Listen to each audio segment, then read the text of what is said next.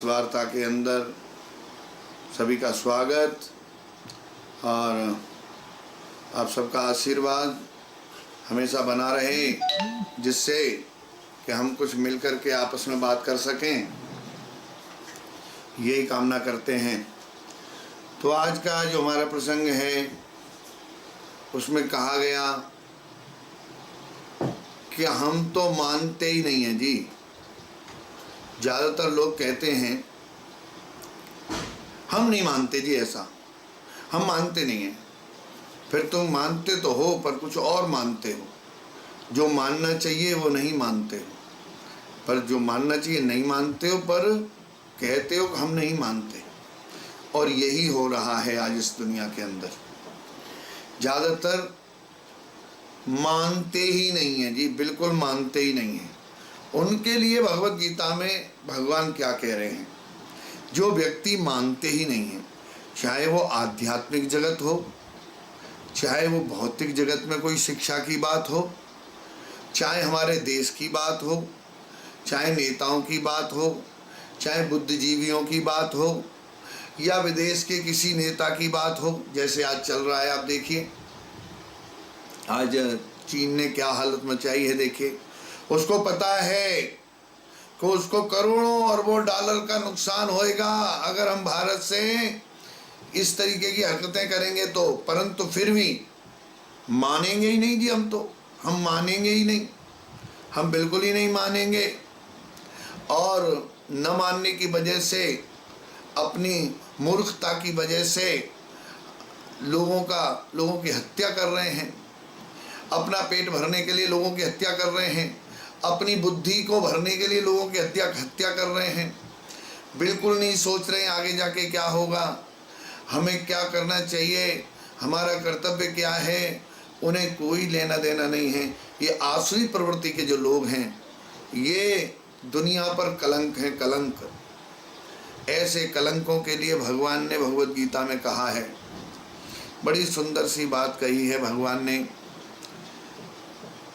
आप देखिए, हम दोस्ती भी करते हैं, हम मित्रता भी करते हैं, हम रिश्ते भी बनाते हैं, हम सब कुछ करते हैं, हम पड़ोस में एक दूसरे से प्रेम की बातें भी करते हैं, परंतु जब बात आती है कोई, तो हम मानते ही नहीं है जी। हम बिल्कुल नहीं मानते, हम नहीं मानते। एक तरफ तो हम एक दूसरे को हाथ मिलाते हैं, आश्वासन देते हैं कि अब हम सब मिलके कार्य करेंगे, और फिर बाद में धोखेबाजी, दगाबाजी। आप देखिए ये सब क्या है? ये उन लोगों की चर्चा है जो भगवत गीता में भगवान कह रहे हैं कि हम मानेंगे ही नहीं। कौन है वो लोग जो नहीं मानेंगे? कौन है? तो भगवत गीता के 7वें अध्याय का 15वां श्लोक हम यहाँ से शुरू करेंगे कि भगवान ऐसे लोगों के लिए क्या कहते हैं, जिनका मन ही नहीं भरता, जिनकी बुद्धि इतनी घोर नरक की जाने की तरफ तैयार है, अपनी जिंदगी को घोर नरकों में ले जाने के लिए तैयार है, पर बुद्धि संतुष्ट नहीं है। मुझे और चाहिए, मुझे और चाहिए, मुझे और चाहिए। जबकि आध्यात्म या भौतिक जगत के अंदर बहुत सारा फर्क है, फिर भी हर एक जगह पर हर व्यक्ति किसी न किसी कारण कहने लग जाता है, मैं नहीं मानता, मैं नहीं मानता। इसलिए उनके लिए भगवान भगवत गीता में कह रहे हैं, नमा दुष्कृतनो मूढ़ा प्रपद्यन्ते नराधमाः मायया प्रत्यज्ञान आसुरम भावमाश्रिताः। नमा दुष्कृतनो मूढ़ा, मूर्ख लोग, मूर्ख। नमा दुष्कृतनो मूढ़ा, जो निपट मूर्ख है। निपट का मतलब है कि हम जानते हैं कि ये काम ऐसे होगा, पर हम मानते नहीं हैं। इसको क्या कहेंगे? निपट मूर्ख, निपट, बिल्कुल मूर्ख। वो जानता है कि भगवत प्राप्ति के लिए या भौतिक इच्छाओं की पूर्ति के लिए भी, इस संसार का राज्य लेने के लिए भी अगर मैं भगवान श्री कृष्ण की शरणागति ले लेता हूं तो मेरा काम 1000% हो जाएगा। मानता है परंतु नहीं, जानता है पर मानता नहीं है, बस इतनी सी बात है। उसको कहते हैं निपट मूर्ख। भगवत गीता में इस बात को बताया गया है। प्रभुपाद जी अपने तात्पर्य में कह रहे हैं कि भगवान के चरण कमलों की शरण प्राप्त करने से मनुष्य प्रकृति के कठोर से कठोर नियमों को लांघ सकता है। भगवान श्री हरि की चरणारविंद में बैठ करके तुम प्रकृति के नियमों को भी तोड़ सकते हो। कितने सारे उदाहरण हैं। प्रकृति के नियमों को भक्तों ने तोड़ दिया, नहीं माने नियम, और भगवान ने कहा कोई बात नहीं, कोई बात नहीं, क्योंकि भक्त भगवान के हृदय में विराजमान रहते हैं और भगवान उनके लिए कुछ भी करने के लिए तैयार हैं, कुछ भी करने के लिए तैयार। तो इतनी बात पता होने पर भी कि मुझे सर्व सिद्धि प्राप्त हो सकती है, परंतु मैं जानता हूं, मानता नहीं हूं। नो, मानता नहीं हूं। ध्रुव महाराज को देख लीजिए, जब वैकुंठ धाम से उनके लिए विमान आया, पुष्पक, विमान आया, आकर के कहा, हे महाराज चलिए, भगवान ने आपको बुलाया है, हमें नियुक्त किया है, हम आपको लेने आए हैं। तो ध्रुव महाराज बड़े सुंदर तरीके से निवेदन किया भगवान को, हे नाथ, आपने मेरी सुन ली और अपने आप को शुद्ध पवित्र करने के बाद, 12 टीके लगाने के बाद और बड़े प्रेम से जैसे ही चलने लगे तो काल प्रभु जी उपस्थित हो गए। वो कहने लगे, हे ध्रुव महाराज, इस मृत्यु लोक का नियम है कि आप ये शरीर यहीं छोड़ दीजिए, आपके लिए विमान आया हुआ है, आप उसमें सवार होकर जा सकते हैं, परंतु ये शरीर आपका यहीं आपको छोड़ना पड़ेगा। निवेदन करता हूं मैं आपसे। काल खड़ा है सामने, निवेदन कर रहा है ध्रुव महाराज को कि आप ये शरीर यहीं छोड़ दीजिए। काल इधर खड़ा है सामने, और सामने एक शिला है, पत्थर की शिला काफी बड़ी, उसके ऊपर ध्रुव महाराज हैं, और पत्थर की शिला यहाँ है तो काल यहाँ तक है, और उसके बाद पुष्पक विमान थोड़ा ऊपर पुष्पक विमान है। ध्रुव महाराज आए और पत्थर की शिला पे खड़े होकर के काल के सिर पे पैर रख के विमान में चढ़ गए। बोलो जय जय श्री राधे। प्रकृति के नियमों को तोड़ दिया, प्रकृति के नियमों को तोड़ दिया। तो भक्त भगवान के शरणागत होने पर प्रकृति के नियमों को भी लांघ जाता है महाराज। कई सारे उदाहरण हैं, परंतु जब हमें ये पता है कि भगवान श्री हरि के चरणारविंद में बैठने के बाद हम कुछ भी कर सकते हैं, पर मानते नहीं हैं, हम मानेंगे ही नहीं। तो यहाँ कह रहे नमा दुष्कृतनो मूढ़ा, जो निपट मूर्ख हैं, इनको कहते हैं निपट मूर्ख। निपट मूर्ख कहते हैं मूढ़ों में किसका नंबर आता है? आप देखिए, प्रश्न उठता है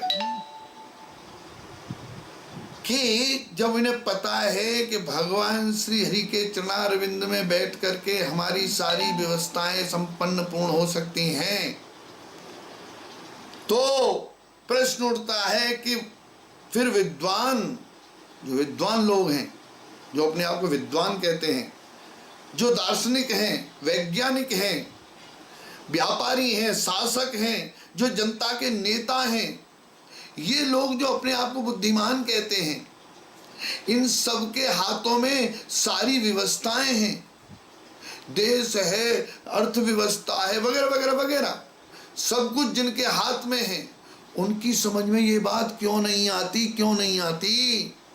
आती है, पर मानते नहीं है। हम मानेंगे ही नहीं।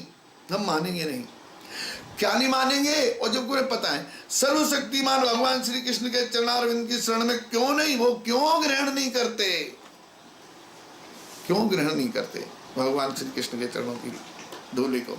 बड़े बड़े जन नेता विभिन्न योजनाएं बना करके अत्यंत धैर्यपूर्वक जन्म जन्मांतर तक प्रकृति के नियमों से मुक्ति की खोज करते हैं, मुक्ति की खोज करते हैं कि प्रकृति के नियमों से हमें मुक्ति मिले।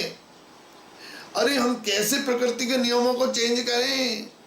बारिश हो रही है, बारिश नहीं हो रही है तो सूखा पड़ रही है तो बारिश करने की विधि अपनाओ है, और बारिश हो रही है तो बारिश बंद करने की विधि अपनाओ, और ठंड ज्यादा पड़ रही है तो ठंड को कम करने की विधि अपनाओ, और ठंड नहीं पड़ रही है तो ठंड बढ़ाने की विधि। मतलब प्रकृति के जो नियम हैं उनको अपने हाथ में लेना चाहते हैं। क्या हो गया है?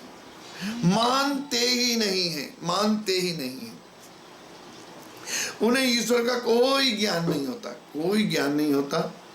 वे अपनी सांसारिक योजनाएं बनाते हैं और संसार की समस्याओं को हल करने के अपने व्यर्थ प्रयासों के द्वारा स्थिति को और जटिल बना देते हैं, और ज्यादा जटिल। आप देखिए, और ज्यादा मुश्किल में डाल देते हैं पब्लिक को। आज देखिए, हाहाकार मचा हुआ है चारों तरफ, हाहाकार मचा हुआ है। एक तरफ आपदाएं आई हुई हैं, उससे लड़ा जा रहा है, और ज्यादातर लोग समझ ही नहीं पा रहे हैं कि हम क्या करें, क्योंकि वो अपना संतुलन पहले से ही खो चुके हैं। उनके न मानने की वजह से ये सारा संतुलन खोया हुआ है। हम अपने कर्तव्यों को भूल चुके हैं, हम अपने नियमों को भूल चुके हैं, हम ये तक भूल चुके हैं कि हम कौन हैं, हमारा कर्तव्य क्या है, हमें करना क्या है, हम आए कहाँ से हैं, हमें जाना कहाँ है, हम हैं कौन। अरे यही भूल गए। बस इतना जानते हैं करना है, सवेरे से लगेंगे रात तक लगे रहेंगे, और इतना लगेंगे कि खाना पीना सोना तक भूल जाते हैं, बिल्कुल भूल जाते हैं। और उस खाना पीना सोना भूलने के चक्कर में हजारों प्रकार की बीमारियां बना लेते हैं, परंतु बात को मानते नहीं हैं। हम मानेंगे ही नहीं, कितना भी समझा लो, मानेंगे ही नहीं। आज मैंने एक फोटो देखा, हाँ, तो उसमें मैं देख रहा था उसको कि एक पहाड़ों में कहीं जा रहा होगा कोई तीर्थ यात्री, और उसके उन्होंने डोली बनाई होती है जैसे लोगों को ले जाने के लिए पीठ पे, तो वो बिल्कुल मरा मराया सा जो डोली चलाने वाला व्यक्ति है, सिंगल व्यक्ति, कंधे पे उसने डोली पीछे लटकाई हुई है, और उस पे व्यक्ति पीछे को मुंह करके बैठ जाता है कुर्सी की तरह। तो उस पे लिखा हुआ था ऊपर कि सारा जीवन इस व्यक्ति ने एसी में गुजारा, सारा जीवन लोगों की कमाइयों को हड़पा, और इतना मोटा हो गया, सांड जैसा हो गया है, और जब इसकी उम्र होने लगी है तो अब ये धर्म की तरफ मुड़ गया है, अब ये तीर्थ यात्रा कर रहा है। और तीर्थ यात्रा में भी आप देखिए, इस बंदे का जो बैठा हुआ है उसकी पीठ पे, इसका वजन होगा 100 किलो, और वो ले जाने वाला होगा 60 किलो का। तो ले जाने वाला है पहाड़ पे चढ़ा के, उस 100 किलो के व्यक्ति को पीठ पे रख के ले जा रहा है। आप भी इसकी मति में ये नहीं आ रहा कि मैं एक जन जिसमें भगवान विराजमान है, मैं भगवान को प्रसन्न करने के लिए जा रहा हूँ, परंतु जो जिस व्यक्ति के अंदर वो विराजमान है परमात्मा स्वरूप में, उसी के ऊपर मैं बैठा हुआ हूँ। वो मानता ही नहीं है, वो मानता ही नहीं है। वो ये जानता है कि ये एक लेबर का आदमी है, एक लेबर है, इसको मैं पैसा दूंगा और ये मुझे पीठ पे ले जाएगा, चाहे उसके साथ खुद ही गिर के मर जाए, परंतु जाएगा उसकी पीठ पे ही। ये स्थिति हम मानेंगे ही नहीं। हमारे मन में जो आएगा हम वही करेंगे, हम मानेंगे ही नहीं। तो जो निपट मूर्ख हैं, मूढ़ा है, मूढ़ा, दुष्कृतनों का मतलब है जो दुष्ट प्रवृत्ति के लोग हैं, जो दुष्ट प्रवृत्ति के लोग हैं, जो बिल्कुल नहीं समझते कि दया क्या होती है, सहायता क्या होती है जी, और किसी की हेल्प करना क्या होता, उन्हें नहीं पता। और पता भी है तो हम मानेंगे ही नहीं, हम मानेंगे ही नहीं, हम नहीं मानेंगे। ऐसा सोच के वो आगे बढ़ते चले जाते हैं। प्रभुपाद जी कहते हैं नास्तिक को यहाँ पर दुष्कृत न कहा गया है। जो नास्तिक व्यक्ति है, नास्तिक का मतलब है जिसके अंदर आस्था नहीं है, किसके प्रति? किसी व्यक्ति विशेष के प्रति भी और भगवान के प्रति। भगवान के प्रति आध्यात्म में जिसकी आस्था ही नहीं है उसको नास्तिक कहा गया, जिसका अर्थ है दुष्ट जन। वो दुष्ट जन है। नास्तिक व्यक्ति योजना बनाता है, कभी कभी अत्यंत बुद्धिमान और प्रतिभाशाली भी होता है। परंपरागत चले आते हैं, कुछ लोगों को विरासत में कुछ ऐसा मिल जाता है जी, विरासत में उन्हें कमाया हुआ मिल जाता है, और वो मिल जाता है तो उस पर गर्व करते हैं, और वो फिर उसका क्या करते हैं, उसका गलत उपयोग करते हैं उसका। तो जो नास्तिक व्यक्ति है कभी कभी बहुत बढ़िया तरीके से बुद्धिमानी के साथ बड़े बड़े काम करता है और बड़ा प्रतिभाशाली भी होता है, क्योंकि किसी भी विराट योजना के लिए उसे बुद्धि की जरूरत होती है, बुद्धि की जरूरत होती है। परंतु जो नास्तिक व्यक्ति है योजना निर्माण करता रहता है और कहता है, जिससे करता है उसकी बुद्धि तथा प्रयास उल्टी दिशा की ओर जाते हैं। वो जो भी कार्य करता है उसके जितने भी प्रयास होते हैं, क्योंकि उसमें बुद्धि की जरूरत होती है, और बुद्धि उसका काम उसका साथ नहीं देती है।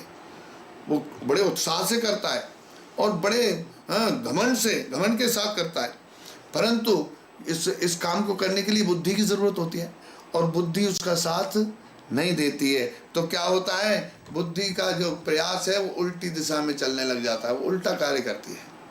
अच्छे को बुरा, बुरे को अच्छा मानने लगती है। जब कोई अच्छा व्यक्ति उसे समझाने की कोशिश करेगा, चाहे उसका पिता ही क्यों ना हो, अगर वो भी समझा रहा है तो वो कहेगा मैं मानता ही नहीं हूं, मैं मानूंगा नहीं, अपनी ही तानूंगा पर किसी की नहीं मानूंगा। बस इस तरीके से वो आगे बढ़ता है।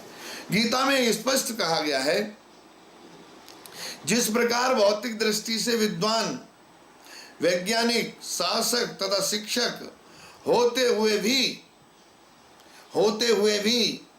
हिरण्यकश्यपु, रावण, ये भी तो विद्वान थे, हैं जी, शासक भी थे, ये भी तो विद्वान थे। हिरण्यकश्यपु, रावण, सारी योजनाएं जिनकी ध्वस्त हो गई, उन्होंने भी बड़ा सारा सोचा। रावण ने देखो क्या क्या सोचा, जो काल जिसकी चारपाई के हमारे पार्टी से बना है, नवग्रह उसके हाथ जोड़े खड़े हैं, सारे देवी देवता उससे त्रस्त हैं, सब परेशान, सबको उसने बंदी बना रखा है। ऐसा व्यक्ति भी फेल हो सकता है। तो यहाँ छोटे मोटे बुद्धि वाले जो अपने आप को बुद्धिमान कहते हैं, उनकी क्या विषाद की उनकी बुद्धि उनके साथ काम कर जाए? ना, सब ध्वस्त हो जाते हैं। जब रावण की नहीं चली, हिरण्यकश्यपु की नहीं चली, तो फिर ऐसे लोगों की कहाँ चलेगी? आज कितनी कोशिश देखो चीन कर रहा है, कितना दुख होता है, बार बार ये बात याद आ जाती है। इस चीन ने कितनी बारी, देखिए इसकी क्या व्यवस्था है और हम लोग उसको सपोर्ट कर रहे हैं। देखिए कोई भी अपराधी की सपोर्ट करने वाले भी हम ही होते हैं। हम जब तक सपोर्ट करना बंद नहीं करेंगे, अपराधी के हौसले बुलंद होते चले जाएंगे। हम लोभ और लालच के चक्कर में, क्योंकि अपराधी तो अपराध करके धन कमा रहा है, लुटाता है। कहते ना, बैंक लुट रही थी, बैंक लुट गई, पीछे पुलिस दौड़ रही है, और पुलिस दौड़ रही है तो हमारे जब देखा लुटेरों ने कि पुलिस पास में ही आने वाली है, तो उन्होंने उसी में ऐसे कुछ गड्डियां नोटों की ऐसे उड़ा दी गाड़ी से, ऐसे ओहो, नोटों को देख करके पब्लिक रोड पे आ गई और पुलिस की गाड़ी उनका पीछा करना बंद कर दिया, क्योंकि वो पब्लिक आ गई सामने, पब्लिक आ गई।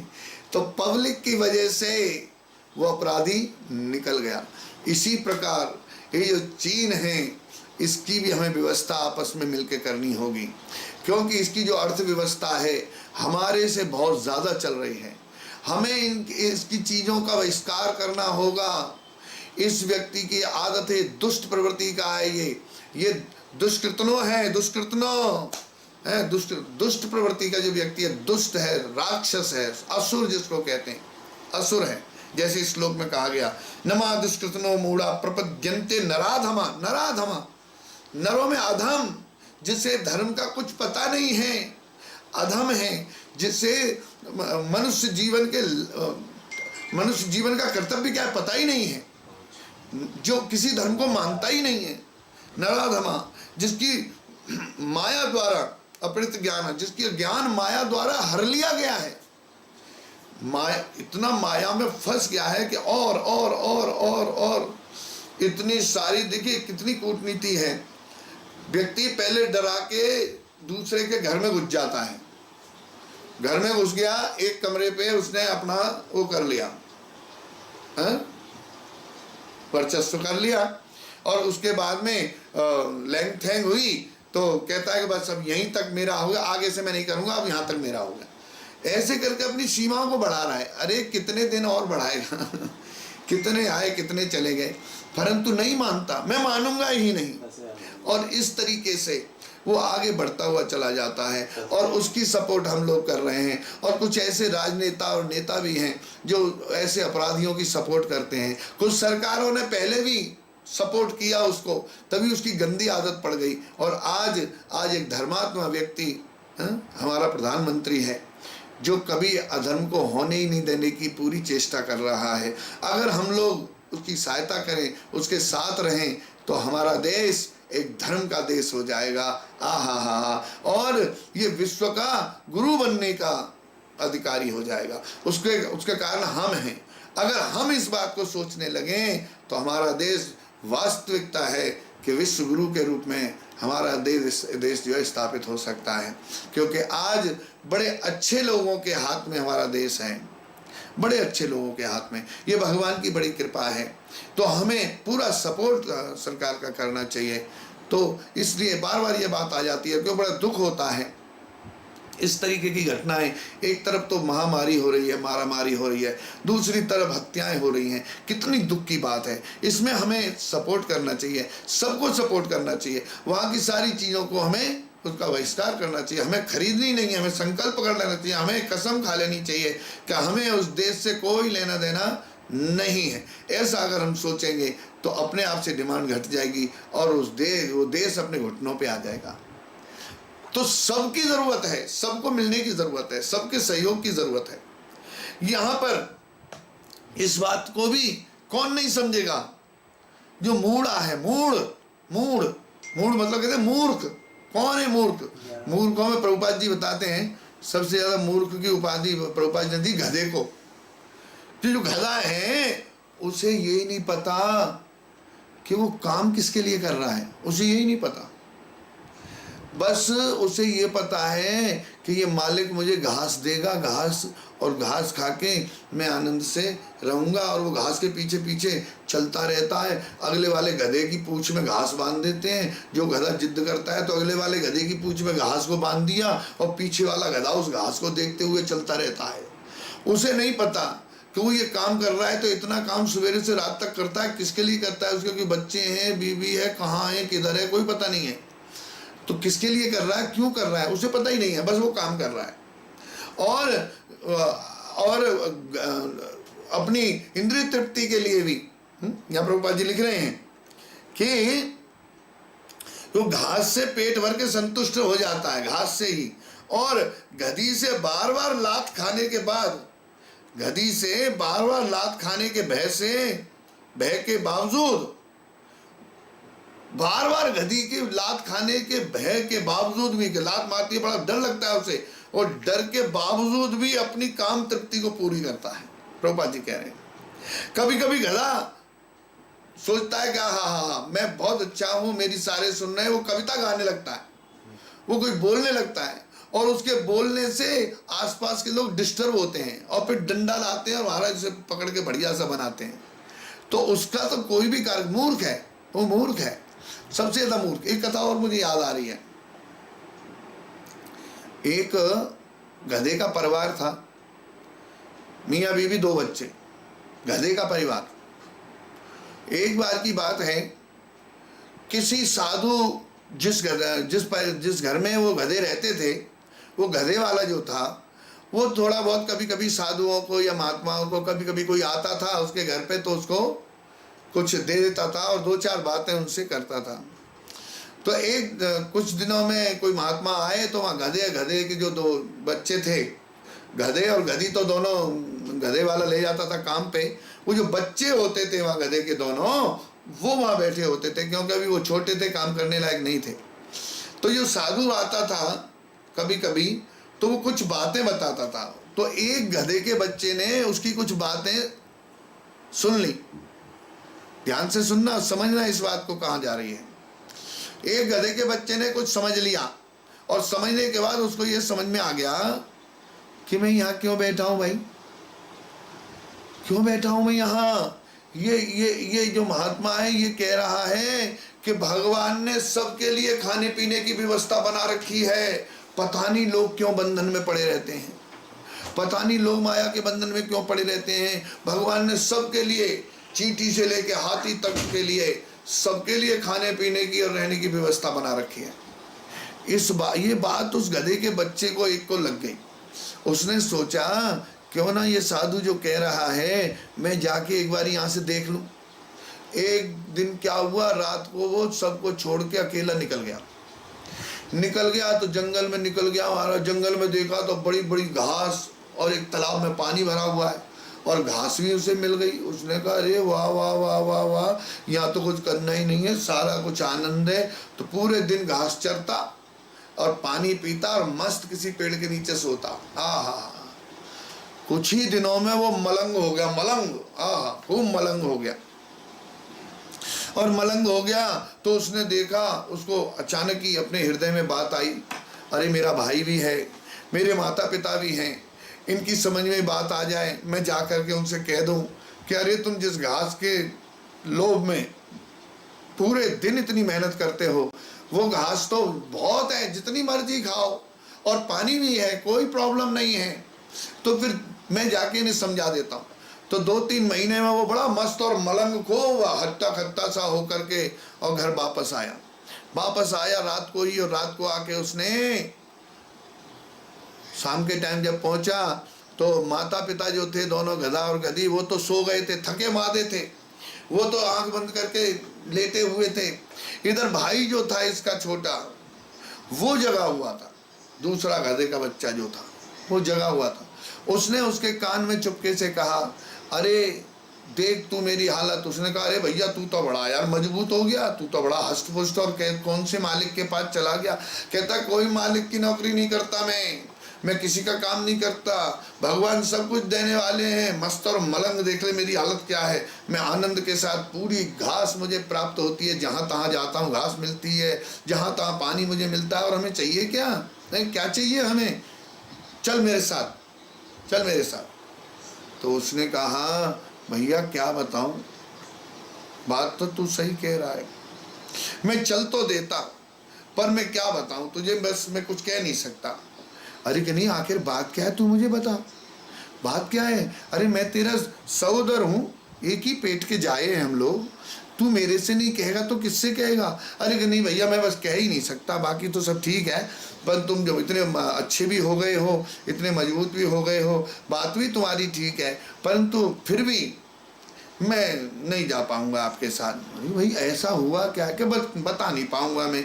अरे कि भैया मैं तो तेरा भाई हूँ, तू मेरे को भी नहीं बताएगा तो किसको बताएगा, मुझे तो बता दे कि मैं क्या बताऊं, मैं कहने के लायक, मैं कहने वाली बात नहीं है, पर अब आप इतनी जिद कर रहे हो तो मैं चलो कह ही देता हूँ। कहा बता बता बता क्या बात है, तू आखिर जाना क्यों नहीं चाहता, क्यों इतने अच्छे सुख को तू नहीं अपनाना चाहता। मैं तेरे को गारंटी से कह रहा हूँ, तू मुझे देख ले, मैं इतना हष्ट पुष्ट और स्वस्थ हूँ, मेरे को कुछ करने की जरूरत नहीं होती, तू मेरे साथ चल, तू भी आनंद उठाएगा, तू क्यों यहाँ पे बेकार का बना हुआ है, परेशान हो रहा है। तो क्या बताऊं भैया, आप जिद कर रहे हो तो मैं बता देता हूँ, ये बता बता बता क्या बात है। अरे कि एक दिन की बात है, ये जो मालिक है ना हमारा, ये जो मालिक है जिसके अंडर में हम लोग काम करते हैं सब, ये एक दिन इसकी लड़की ने खाना सही नहीं बनाया पता नहीं किसकी याद में, और सारा रोटी जला दी, सब्जी जला दी, और बड़ा दिक्कत। और उसको गधे के जो मालिक था कुम्हार, उसको बड़ा गुस्सा आया लड़की पर। कोई बात नहीं, वो दूसरे तीसरे दिन फिर उसने ऐसे ही खाना बना दिया। आज तो उसे बड़ी गुस्सा आई, और इतनी गुस्सा आई कि उसने मेरे सामने में वहीं बैठा हुआ था, और मेरे सामने उसने कहा कि अगर तेरा ध्यान इधर उधर रहा, अगर तूने सही से खाना नहीं बनाया, तो मैं तुझे सच्ची से कह रहा हूं, कसम खा के कह रहा हूं कि मैं तेरा ब्याह इस गधे से कर दूंगा, मैं तेरा ब्याह इस गधे से कर दूंगा। भैया अब सारी बात मैंने आपको बता दी है। अब वो लड़की आज भी नहीं मानी है, वो आज भी गलत रोटी और सब्जी बनाती है। बस मेरे को लगता है कि आज या कल में ये जो मालिक है इस लड़की से मेरा ब्याह करा देगा, बस तो फिर मैं भी इस मालिक का दामाद हो जाऊंगा, फिर मुझे कहीं जाने आने की क्या जरूरत है। अब आप देखिए कितना बुद्धिमान है ये मूढ़ा बिल्कुल उसी तरीके से माया से बद्ध होकर के जीव बना रहता है, नहीं निकल पाता। और समझाने वाले समझाते हैं, कहने वाले कहते हैं, अरे एकदम न छोड़ के जा तो कम से कम धीरे धीरे जहां है वहीं रह के भी तो तू उस सर्वशक्तिमान भगवान श्री कृष्ण के साथ अपना श्वास, अपना जीवन जोड़ सकता है। जो श्वासों को देने वाला है उसका शुक्रिया अदा कर सकता है। हे नाथ, मैं आपका हूँ, आप मेरे कब होने वाले हैं। वो उधर से कहता है कि अरे बाबरे, मैं तो तेरा ही हूँ, तू मेरा कब होने वाला है। यही स्पर्धा चलती रहती है, और भक्त और भगवान के साथ आनंद होता रहता है। तो यहाँ पर इस बात को कहा जा रहा है कि जो व्यक्ति मूढ़ है वो भी इस बात को नहीं समझेगा, बिल्कुल भी नहीं समझेगा। तो आगे कहते हैं नराधम, जो नरों में अधम है। देखा जाए तो भगवान इस श्लोक के द्वारा मैं नहीं मानूंगा ऐसे लोगों को गालियां दे रहे हैं, उन्हें यातनाएं दे रहे हैं, उन्हें नराधम कह रहे हैं, मूढ़ कह रहे हैं, और क्या कह रहे हैं, जिनका ज्ञान माया द्वारा हर लिया गया है, ज्ञान ही खत्म हो गया जिनका। वो माया में इतने प्रवृत्त हो गए हैं कि वो बिल्कुल नहीं देख रहे हैं कि हम किसकी हत्या कर रहे हैं, किसको दुखी कर रहे हैं, किसको परेशान कर रहे हैं। उन्हें अपना सर्वसिद्धि प्राप्त हो जाए, मेरे को सब कुछ मिल जाए, बस इस चक्कर में वो नहीं देख पा रहे हैं कुछ भी। ऐसे व्यक्ति कौन है? आसुरम भावमाश्रिता। ऐसे व्यक्ति आसुरी स्वभाव को प्राप्त होते हैं। ऐसे व्यक्ति, प्रभुपाद जी कह रहे हैं, जो निपट मूर्ख हैं, जो मनुष्यों में अधम हैं, जिनका ज्ञान माया द्वारा हर लिया गया है, तथा जो असुरों की नास्तिक प्रकृति को धारण करने वाले हैं, ऐसे दुष्ट, भगवान इनको क्या कह रहे हैं? ऐसे दुष्ट मेरी शरण ग्रहण नहीं कर सकते। मूढ़ों के लिए नश्वर भौतिक लाभ ही जीवन का सब कुछ होता है। नश्वर जो रहने वाला नहीं है, भौतिक जो दिख रहा है, मुझे ये ले लूं, एक मकान है 4 और बना लूं, एक गाड़ी है 4 और बना लूं, सामने कोई मर गया, मुझे क्या लेना देना, अपनी बारी आई, अरे नहीं ऐसा नहीं हो सकता, हम तो मानते ही नहीं है। वो मानता ही नहीं है, सत्य को मानता ही नहीं है, मानेगा ही नहीं। तो भले ही वे अपने उससे मेहनत से करके और अपनी इंद्रिय तृप्तों की पूर्ति के लिए सब कुछ साम दाम दंड भेद अपनाता है, और जो बात सच्ची है उसे मानता ही नहीं है। दूसरा है नराधम। जो नरों में अधम है, जो किसी धर्म को मानता ही नहीं है। अधम व्यक्ति, बिल्कुल अधम व्यक्ति, जो सबसे अधम, मतलब जो सबसे नीच जिसको कह सकते हैं, निम्न कोटि का व्यक्ति, जो मनुष्य सामाजिक तथा राजनीतिक दृष्टि से उन्नत है, किंतु जिनका कोई धर्म नहीं होता है, वे नराधम माने जाते हैं। नराधम राजनीतिक दृष्टि से तो वो बहुत बड़े नेता हैं, जिनका नाम है, कितनी सालों से राज्य कर रहे हैं, परंतु बात करेंगे नीचों वाली हरकतें, नीचे हरकतें, मतलब कोई व्यक्ति अगर बढ़ रहा है उसे बढ़ने नहीं देंगे, उसकी टांग खींच लेंगे, और जब इनकी बारी आती है तो कुछ करेंगे नहीं, कुछ करेंगे नहीं, और दूसरे की टांग पकड़ के खींच लेंगे। इनका काम ही है, इनको कहते हैं अधम, नीच लोग, नीच व्यक्ति। धर्म का प्रयोजन परम सत्य को तथा उनके साथ मनुष्य के संबंध को जानना है। धर्म का मतलब क्या होता है कि परम सत्य, परम सत्य कौन है? भगवान। सत्य परम सत्यम त्रिसत्यम सत्यम, कौन सा श्लोक में बोल रहा हूं?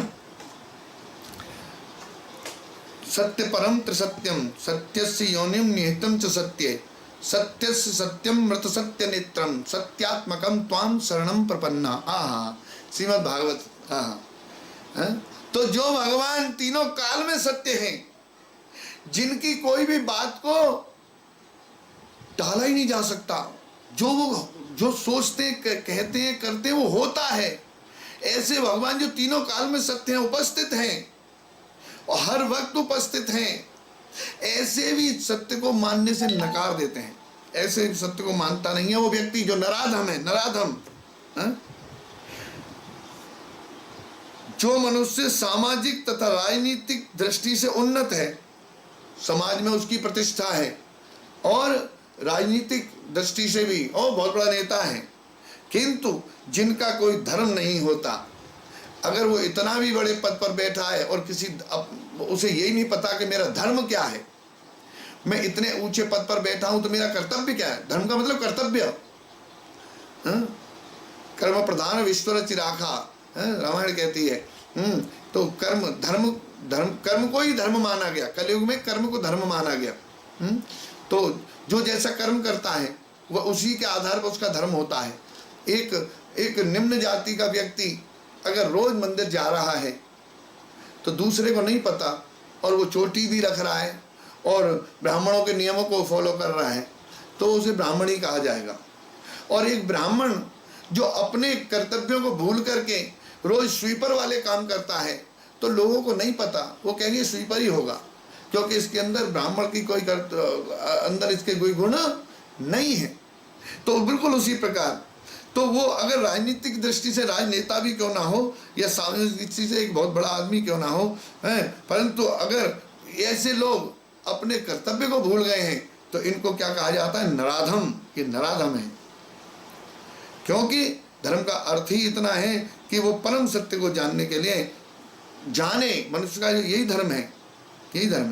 परम सत्य को तथा उसके साथ मनुष्य के संबंध, जो भगवान है और भगवान के साथ जिसका संबंध है, उस संबंध को जाने कि मेरा भगवान का क्या संबंध है, इसको जानना चाहिए उसे। इस तरह जो अच्छा, फिर आता है माया है प्रतिज्ञाना। बहुत बड़ी संख्या है ऐसे लोगों की जिनका ज्ञान माया द्वारा हर लिया गया है, जिनका ज्ञान माया द्वारा हर लिया गया है। गीता में अत्यंत सीधी सरल भाषा में कहा गया है कि श्री कृष्ण ही भगवान है, न तो कोई उनके तुल्य है, न ही उनसे बड़ा है। वे समस्त मनुष्यों के आदि पिता, ब्रह्मा के भी पिता बताए गए हैं। आहा, इन सब कथनों के बावजूद ये भगवान का उपहास करते हैं। ऐसे लोग उपहास करते हैं और उन्हें एक सामान्य मनुष्य मानते हैं, सामान्य मनुष्य की तरह मानते हैं। द्वेषवश अपनी बुद्धि से भगवान को नकारते हैं, और वे चरण कमलों के कभी भगवान के चरण कमलों के शरणागत नहीं होते, कभी नहीं होते। इसलिए ये चार जो इसमें बताए गए भगवान ने बताए एक जो गुण हैं जो व्यक्ति के, जो इस श्लोक के अंदर, नमादुष्कृतनो मूढ़ा प्रपद्यन्ते नराधमा माया है प्रतिज्ञाना।